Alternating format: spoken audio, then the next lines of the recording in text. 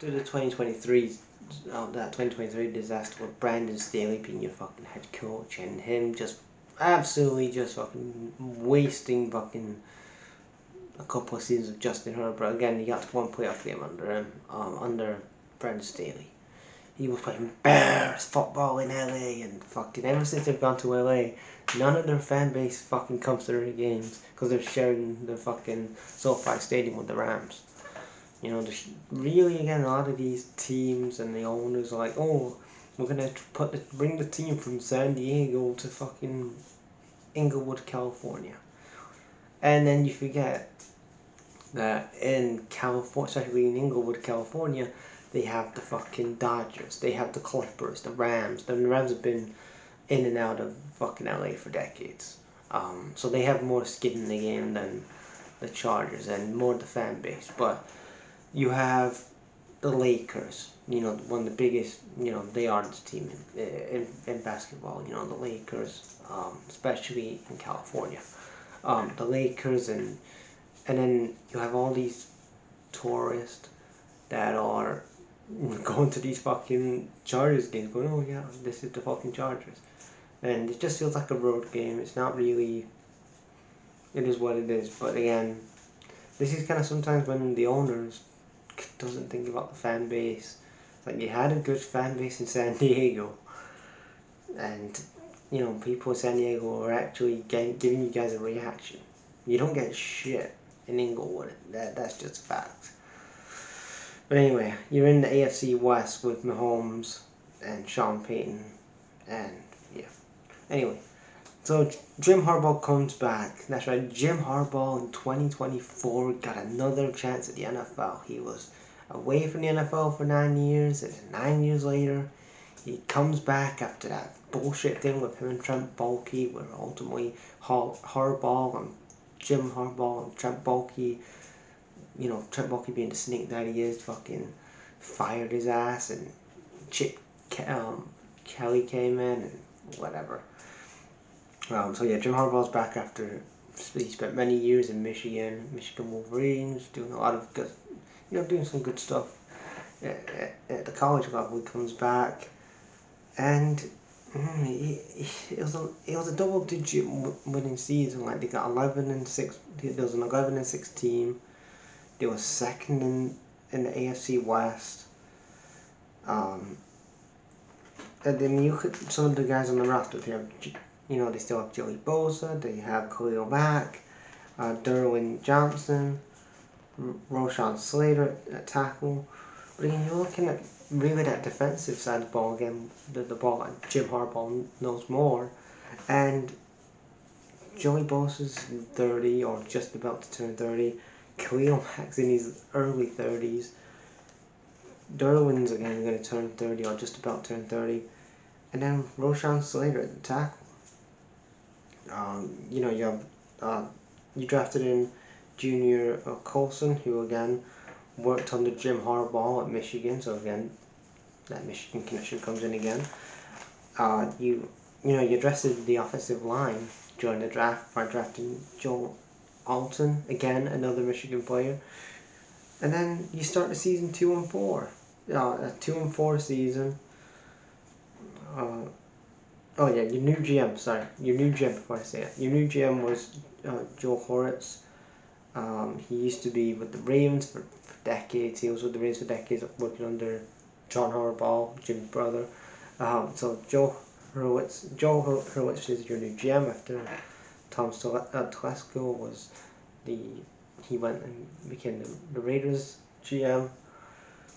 So again, there's a lot of changes going on, and passing yards, he was 19th out of 32. Rushing yards, he was 17th out of 32.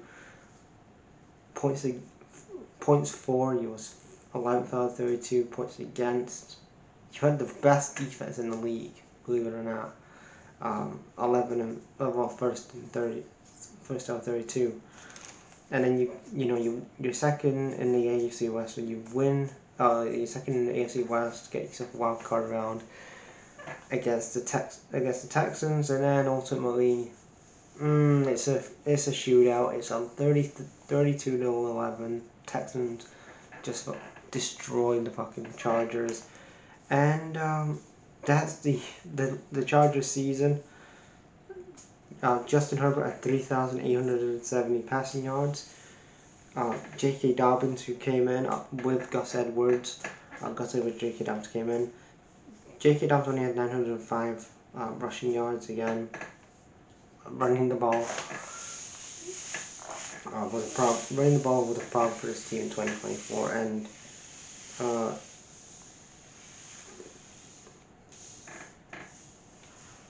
receiving yards 1,445.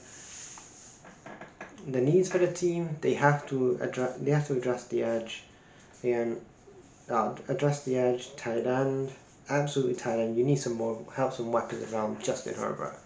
Again, I'm a fan of Justin Herbert. Is he an elite level quarterback? I'm a fan of him, but he's kind of a third tier quarterback. You have Mahomes, Jalen Hurts,